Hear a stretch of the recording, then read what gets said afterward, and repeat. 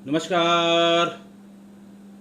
आज मैं फिर आपके सामने अपराध की एक और घटना लेकर आया हूँ। आज के अपराध की घटना बरसों पुरानी है। बात है 2009 की, यानी आप ये समझिए कि 17 साल पुरानी है। प्रदेश है राजस्थान और ज़िला है पाली। हुआ कुछ यूँ कि पाली ज़िले के डिस्ट्रिक्ट कंट्रोल रूम में 19 जुलाई 2009 को करीब करीब 3:30 बजे के आसपास कंट्रोल रूम पर ये सूचना आई कि इंद्रको की ढाणी के एक खेत में परिवार के 4 लोगों की हत्या हो गई और चारों के शव उन्हीं के खेत में इधर उधर बिखरे पड़े हैं। बड़ी संख्या में ग्रामीण और आसपास के लोग वहां इकट्ठा हो रहे हैं। कंट्रोल रूम ने फौरन ये बात जिले के एसपी डॉक्टर BL मीना को बताई, जो उस समय 2009 में पाली के एसपी थे। गंभीर सूचना थी, 4 लोगों का कत्ल था, उन्हीं के खेत में शव पड़े हुए थे। ग्रामीण बड़ी संख्या में खेत की तरफ भाग रहे थे। कानून व्यवस्था की स्थिति उत्पन्न हो सकती थी, ऐसा मानकर तमाम जिलों की फोर्स, उस थाने की फोर्स, रोहट थाना लगता है, रोहट थाने की फोर्स, उसके सर्किल अफसर और एसपी साहब खुद अपने साथ सारी उपलब्ध फोर्स के साथ मौके पर पहुंचे। उन्होंने देखा कि हालांकि ये जगह ग्रामीण इलाके की है, लेकिन पाली जिला मुख्यालय से सिर्फ 15 किलोमीटर दूर पर है। पाली से सरदार समंद रोड पर ये खेत है, जहाँ पर 4 लोगों का शव इधर उधर बिखरे पड़े थे। सारे शव खून से लथपथ थे, उन पर धारदार हथियार के घाव थे और उन सभी के मुंह और चेहरे को किसी ज्वलनशील पदार्थ से जलाया गया था। बड़ी संख्या में ग्रामीण मौजूद थे और मृतकों के परिजन संभाले नहीं संभल रहे थे। खैर, कप्तान साहब पहुंच गए वहाँ, सारी फोर्स पहुंच गई। जानकारी करने की कोशिश की गई कि आखिरकार ऐसा हुआ क्यों और दिन में ऐसा क्यों हुआ। लाशें कोई एक जगह नहीं पड़ी थी, कोई इस कोने, कोई उस कोने, कोई उस कोने। खेत वो 12 बीघे का था और जांच किया उस समय सामान्य बातचीत में ये तुरंत पता लग गया कि इसी 12 बीघे जमीन के लिए ये चारों हत्याएं हुई हैं। मरने वालों के नाम थे इंद्रको ढाणी के रहने वाले 60 साल के बाबू खान उर्फ उस्मान गनी, उनके भाई शरीफ खान और शरीफ खान के 28 साल के लड़के लाल मोहम्मद और 25 साल के साबिर मोहम्मद। ये 4 लोग यानी 2 सगे भाई, एक भाई के 2 बेटे, जवान बेटे 25 और 28 साल के, इन चारों की मृत्यु हो गई थी। खैर, ऐसा मंजर देखकर फौरन जिला हेडक्वार्टर से जो क्राइम ब्रांच की टीम होती है उसकी वीडियोग्राफी, उसकी फ़ोटोग्राफी करने के लिए और वहाँ पर जो कुछ भी फॉरेंसिक एविडेंस देखे जा सकते थे या लिए जा सकते थे, उनके लिए टीम मंगाई गई। भारी भीड़ के बीच जल्दी से इन सभी शवों का पंचायतनामा करके मेडिकल बोर्ड से पोस्टमार्टम कराने के आदेश दिए गए और बॉडीज़ को जिला अस्पताल में पोस्टमार्टम के लिए रवाना कर दिया। खैर, मैंने बताया कि बहुत जल्दी ये पता लग गया, पूरे गांव को पता था किसी 12 बीघे ज़मीन का झगड़ा है। फिर भी पुलिस को अपनी तरह से सारी इन्फॉर्मेशन इकट्ठा करनी थी, क्योंकि सारे केस डायरीज के साथ उन्हें चार्जशीट भी पेश करनी होती थी।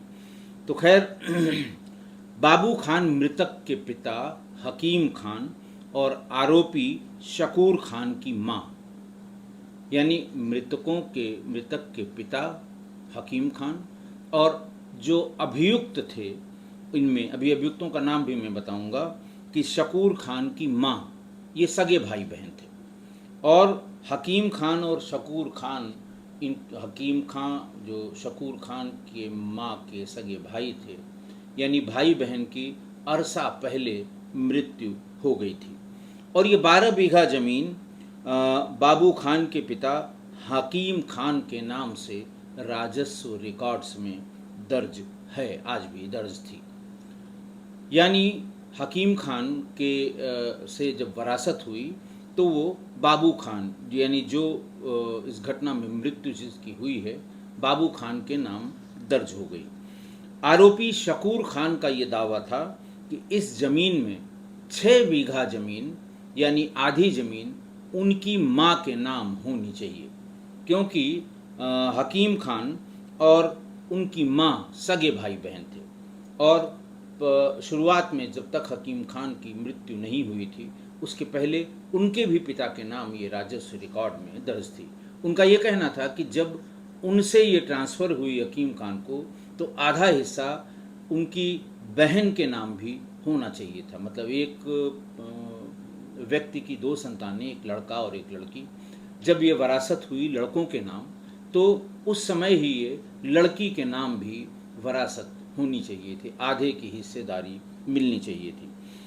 ज़मीन के मालिकाना हक को लेकर शकूर खान का अपने ममेरे भाई बाबू खान और शरीफ खान, इन दोनों की मृत्यु हुई थी इस घटना में, उनसे झगड़ा चल रहा था। मामला कोर्ट कचहरी तक गया। यही कि साहब उस समय जब वरासत दर्ज हुई तो एक गलत दर्ज हुई, इसमें हकीम खान की बहन का नाम भी इसमें दर्ज होना चाहिए था और ये इन लोगों ने मिली भगत करके ये दर्ज करा दिया। इस तरह के तमाम आरोपों के चक्कर में अदालती कार्रवाई शुरू हुई।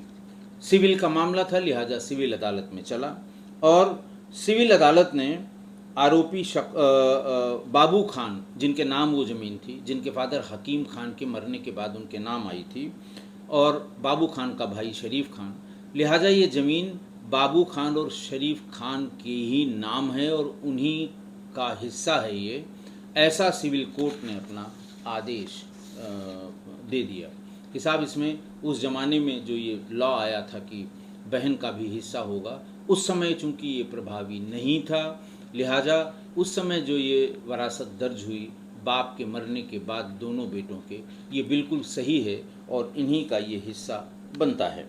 लेकिन आरोपी शकूर खान वो उनके चारों बेटों ने अदालत के इस फैसले को मानने से इनकार कर दिया। वो कतई इस अदालत के फैसले को मानने को तैयार नहीं थे। वो अब भी यही कह रहे थे कि अदालत चाहे जो कहे, लेकिन 6 बीघा ज़मीन हमारी है, हमारे माँ के नाम है।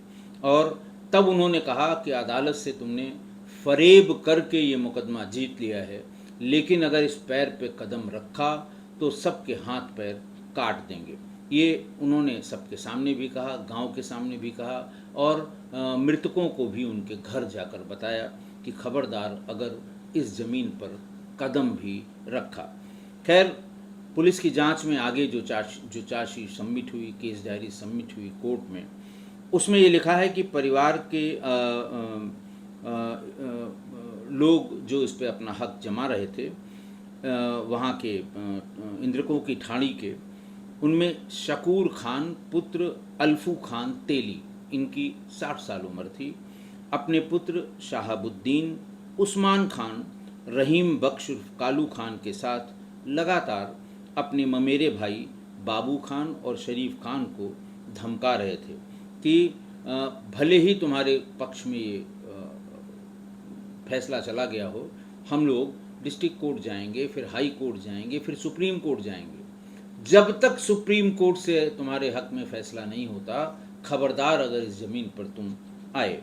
खैर, जुलाई माह में इतने दिनों तक जब कोई कहीं किसी ने कोई अपील नहीं की, कोई बात नहीं हुई, तो जुलाई में बाबू खान ने अपने परिवार के लोगों के साथ खेत की जुताई करने का निर्णय लिया कि अदालत ने हमारे पक्ष में फैसला किया है, ज़मीन हमारी है, लिहाजा हम इसे जोतेंगे।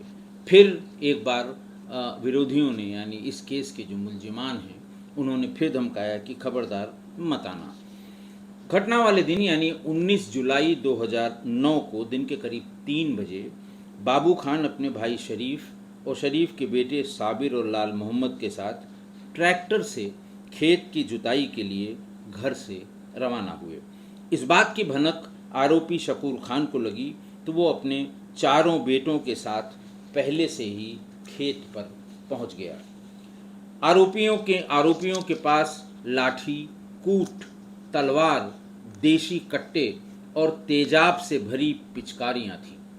सब उन्होंने अपने पास रख रखी थी और ये बात बाबू खान के पक्ष को पता नहीं थी कि ये तैयारी से आए हैं। वो चारों निहत्थे अपने खेत पर पहुंच गए। बाबू खान अपने भाई शरीफ, बेटे साबिर और लाल मोहम्मद के साथ ट्रैक्टर लेकर खेत की जुताई के लिए जैसे ही पहुंचा, खेत के भीतर जैसे ही घुसा, उसी समय शकूर खान अपने बेटों शमशुद्दीन, उस्मान खान, रहीम बख्श और कालू खान के साथ उसने उन पर हमला बोल दिया। वे लोग संभल भी नहीं पाए कि आरोपियों ने, जिनके पास 4 पिचकारियां थीं जिनमें तेजाब भरा हुआ था, उन पिचकारियों से तेजाब उनके चेहरे और शरीर पर उड़ेल दिया, सभी चारों के, जिसमें बाबू समेत 4 लोगों के चेहरे, आंखें और शरीर झुलसने लगे। ये देखकर आरोपियों ने उन्हें चारों तरफ से घेर लिया कि अब ये भाग भी नहीं सकते, इनकी आंखों में तेजाब पड़ चुका है। वो जान बचाने के लिए इधर उधर भागने लगे। तभी उनको चारों तरफ से घेर कर हथियारों से, तलवार और बाकी चीज़ें जो मैंने बताई, कट्टा, लाठी और कूट, इनसे चारों पर हमला कर दिया। लेकिन उनका देखा हुआ था कि खेत सब खाली थे, तो वो किसी भी दिशा में भागने लगे कि कहीं तक तो पहुंचेंगे जहां लोग उनकी मदद के लिए आएंगे। ऐसा देखते हुए उन्होंने फौरन ट्रैक्टर से चारों को, जिस जिस दिशा में जा रहे थे, चारों को ट्रैक्टर से कुचल दिया और अधमरी हालत में ही वो सभी चारों वहीं पर ढेर हो गए। ट्रैक्टर से कुचलने से चारों की मौत हो गई। पुलिस की ओर से पेश की गई चार्जशीट में बताया गया कि तेजाब से झुलसने, हथियारों से हमला करने और ट्रैक्टर के नीचे कुचलने से चारों हिल डुल भी नहीं पाए और जब पुलिस आई है तब तक चारों की मृत्यु हो गई थी। चश्मदीदों में एक छोटा बच्चा 10 साल का भी था। उसने अपने बयान में बताया कि सब लोग चिल्ला रहे थे, जिनके चेहरे पे तेजाब थे, वो पानी पानी की आवाज़ ज़ोर ज़ोर से लगा रहे थे। लेकिन तभी आरोपियों ने सबके मुंह में तेजाब से भरी पिचकारी से मुंह में तेजाब डाल दिया और सबके मुंह में उड़ेल दिया, ताकि जिससे उनकी आवाज़ भी बंद हो गई। खैर, हत्या का जो चश्मदीद गवाह था, 10 साल का बच्चा मासूम शरीफ खान, जो मृतक हैं, उनका बेटा था।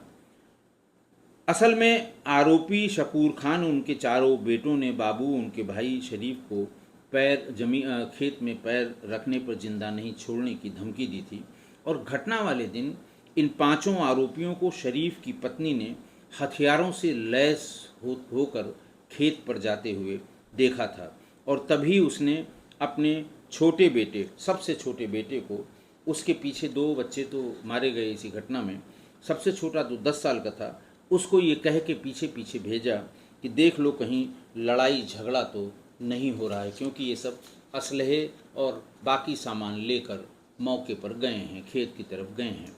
खैर, पुलिस की जांच रिपोर्ट में बताया गया कि मासूम जब खेत पर गया तो वहाँ शकूर खान और उसके चारों बेटे कत्लेआम मचा रहे थे। मासूम के पिता शरीफ, ताऊ बाबू खान और उनके दोनों बेटे साबिर और लाल मोहम्मद खेत में तड़प रहे थे, पानी पानी की आवाज़ लगा रहे थे और ये लोग उनके मुंह पर तेजाब वाली पिचकारी से तेजाब डाल रहे थे। ये देख के मासूम सिहर गया और वापस गांव जाने के लिए मुड़ा, मगर उसी समय आरोपियों ने इस बच्चे को भी देख लिया और ये कहा, मार दो नहीं तो गवाही देगा। सभी अभियुक्त, सभी आरोपी उस बच्चे के पीछे दौड़ लिए। खैर, वो मासूम ने अपनी जितनी उसकी ताकत थी उससे भागने लगा और भागते भागते जब वो मुख्य मार्ग पर पहुंचा तो वहाँ एक जेसीबी आ रही थी। वो ज़ोर से चिल्लाया, मदद की गुहार की। जेसीबी के ड्राइवर ने रोक दिया। उसने बताया कि इस तरह से, और फिर जेसीबी के ड्राइवर ने भी देख लिया कि वो सब असलहे लेकर, तलवार लाठी सब लेकर 4-5 लोग उसके पीछे पीछे दौड़ते हुए आ रहे हैं। जेसीबी के ड्राइवर ने सूझबूझ से काम किया, अपने जेसीबी के बकेट को नीचे किया और बच्चे से कहा बकेट पे बैठ जाओ। बच्चा उस बकेट पे बैठ गया और फिर उस बकेट को जेसीबी के ड्राइवर ने सबसे ऊंचाई पर कर दिया ताकि उसके पास तक कोई न पहुंचे, और जेसीबी को उसकी सामान्य जो गति होती है उससे भी ज़्यादा गति से वो लेकर गांव तक पहुंच गया। बच्चे ने गांव का नाम बता दिया था। गांव तक पहुंच गया, देखा गांव में बड़ी भीड़ लगी थी पहले से ही, और उसी भीड़ के बीच जेसीबी के ड्राइवर ने उस बच्चे को वहां उतार दिया और उसकी जान बच गई। और उसने वहां जाकर जब पूरी बात बताई तो परिवार की सभी महिलाएं, गांव के लोग, ये सभी वहां मौके पर पहुंच गए। वहीं से पुलिस को सूचना दी गई और पुलिस फौरन मौके पर आ गई। भारी दलबल के साथ एसपी साहब खुद आ गए। मामले में 20 जुलाई 2009 को आरोपी शकूर खान के साथ उसके पुत्र शहाबुद्दीन और कालू खान को पुलिस ने गिरफ्तार कर लिया। 25 जुलाई को आरोपी पिता पुत्र को कोर्ट के आदेश पर जुडिशियल कस्टडी यानी न्यायिक अभिरक्षा में जेल भेज दिया गया। 27 जुलाई 2009 को आरोपी शकूर के बेटे रहीम बख्श उर्फ उस्मान खान को भी पुलिस ने गिरफ्तार कर लिया। उसे भी बाद में जुडिशियल कस्टडी में जेल भेज दिया गया।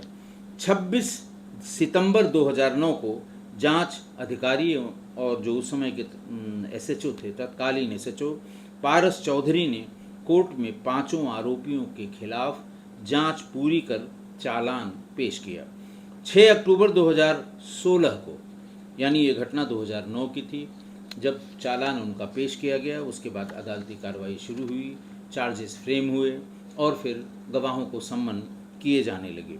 और पूरी प्रोसेस पूरी होने के बाद 6 अक्टूबर 2016 को पाली के अपर एवं सेशंस न्यायालय ने पांचों को दोषी ठहराते हुए हत्याकांड को रेयरेस्ट ऑफ रेयर की संज्ञा देते हुए सभी के सभी पांचों दोषियों को फांसी की सजा सुना दी गई। 2023 में राजस्थान हाई कोर्ट ने पाली के एडीजे कोर्ट की ओर से भेजे गए डेथ रेफरेंस तथा आरोपियों की अपील निस्तारित करते हुए पांचों आरोपियों की दी गई फांसी की सजा को आजीवन कारावास में बदल दिया। उस समय के एसपी, जैसा मैंने आपको बताया, जो वर्तमान में अतिरिक्त पुलिस महानिदेशक ट्रैफिक जयपुर में हैं, बीएल मीना साहब, उन्होंने ये बताया कि मैं उस घटना को कभी नहीं भूल पाऊंगा। घटनास्थल बहुत ही डरावना और दिल झकझोर देने वाला था। हमने सभी फैक्ट्स और सबूत को शामिल करके 2 माह में ही कोर्ट में चालान पेश कर दिया। साथ ही इस मामले का केस अफसर स्कीम, एक वहाँ पर राजस्थान में केस अफसर स्कीम चलती है।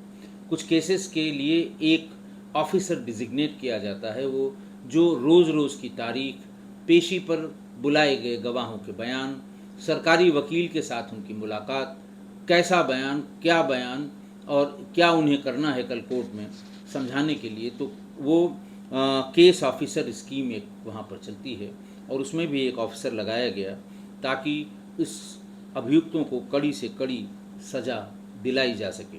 इस केस के स्पेशल पब्लिक प्रोसिक्यूटर कमलेश देवरा ने यही बताया कि पीड़ित पक्ष की तरफ से पैरवी करने के लिए सरकार ने 2009 में उन्हें विशेष लोक अभियोजक नियुक्त किया था। खैर 2016 में कोर्ट ने इसे रेयरेस्ट ऑफ रेयर मामला माना और ये प्रदेश का पहला मामला था कई दशकों के बाद जिसमें 5 लोगों को एक साथ फांसी की सज़ा एक ही मुकदमे में सुनाई गई थी। खैर पिछले 17 सालों से वो ज़मीन जिसको लेकर ये 4 सामूहिक हत्याएं हुई थीं, वो आज भी बंजर पड़ी हुई है। बाबू खान वो उसके दोनों बेटों की जान चली गई इसमें। बाबू खान के छोटे भाई शरीफ का भी कत्ल हो गया। अब बाबू खान के परिवार में सिर्फ महिलाएं ही रह गईं, उनके परिवार में कोई पुरुष नहीं था। उनके दोनों बेटों की भी आरोपियों ने बलि ले ली, पूरा परिवार खत्म हो गया। शरीफ का बेटा 27 साल का हो गया था जो उस समय 10 साल का था। जो अपने पांचों भाइयों के साथ मुंबई शिफ्ट हो गया था उसी समय जब यह घटना हुई थी। उसके पांचों भाई घटना वाले दिन भी बाहर ही थे। इधर जमीन के लिए अपने सगे दोनों ममेरे भाई बाबू और शरीफ समेत 4 लोगों की जान लेने वाले का परिवार भी टूट गया। कत्लेआम के बाद शकूर खान व उसके चारों बेटों को जेल भेज दिया गया, जहां से उन्हें फांसी की सज़ा सुनाई गई और बाद में हाई कोर्ट में गए डेथ रेफरेंस में उनको आजीवन कारावास की सज़ा भी सुनाई गई। आज उस ज़मीन की ये हालत है, 17 सालों में वो बंजर हो गई है और अंग्रेजी बबूल की झाड़ियों का झुरमुट इस गांव में नज़र आता है। गांव वाले भी इस ज़मीन की तरफ देखने से भी कतराते हैं। उनका कहना है कि ये ज़मीन अभिशप्त है। पशुपालक और चरवाहे भी इस ज़मीन पर अपने पशुओं को भी नहीं जाने देते हैं, ताकि ऐसा न हो कि जो अभिशप्त ज़मीन है इसकी घास खाने के कारण उनका कोई नुकसान न हो जाए। आज की घटना देखिए, अंग्रेज़ों के ज़माने से ही भारतीय पुलिस को ये मूल मंत्र मिल गया था कि हत्या के पीछे 3 ही कारण हो, 3 में से कोई एक कारण होगा। जर, जोरू और ज़मीन। जर का मतलब धन, जोरू का मतलब महिला, औरत, और ज़मीन का मतलब ज़मीन और जायदाद। और इन तीनों में किसी भी एक कारण से हुए अपराध में जब अपराध करने वाले का फिर कोई अपना नहीं होता, इन कारणों से हुई हत्या में कोई कितना भी अपना हो, कोई सगा नहीं होता और हत्या करने वालों के लिए किसी रिश्ते या नाते का कोई मतलब नहीं होता, चाहे वो माँ हो, बाप हो, भाई बहन हो या कोई भी रिश्ता हो। कुछ भी नहीं दिखता उन्हें तो बस धन यानी जर, जोरू यानी महिला, या जायदाद यानी ज़मीन में अड़ंगा लगाने वाला सिर्फ उसे वही दिखता है। वो किसी रिश्ते में कुछ भी हो, लेकिन वो उसी का नुकसान पहुंचाने की कोशिश करता है। और आज की घटना में भी वही हुआ। मृतकों के पिता और मुलजिमों की माँ सगे भाई बहन थे। पिता के मरने पर वरासत में ये ज़मीन उनके बेटों के नाम हो गई, तो मुलजिमों ने कहा कि पैतृक संपत्ति में बहनों का भी हिस्सा होता है, इसलिए आधी ज़मीन उसके माँ के नाम होनी चाहिए। इसी बात पर उन लोगों ने सिविल न्यायालय में मुकदमा कर दिया। मुकदमा भी सालों साल चला और बाद में मृतकों ने ये मुकदमा जीत लिया कि वरासत पर उनके नाम चढ़ी हुई ज़मीन कानूनी रूप से बिल्कुल ठीक है, कानूनी रूप से वो बिल्कुल सही है। और जब ये मुकदमा जीत गए मृतक, तो उन्होंने अपनी ज़मीन पर जुताई का फैसला किया और एक दिन सबको बता के कि भाई हम अब आज जाएंगे, और मुलजिमान धमकी देते रहे कि पैर अगर रखा इस ज़मीन पे तो सबके पैर काट दिए जाएंगे। देखिए, एक बहुत ही प्रसिद्ध हरियाणवी कवि हैं जिनका नाम है हरिकेश पटवारी। हरिकेश पटवारी ने जर, जोरू और ज़मीन पर ही एक बहुत अच्छी अपनी रचना लिखी है, बहुत प्रसिद्ध अपनी रचना लिखी है।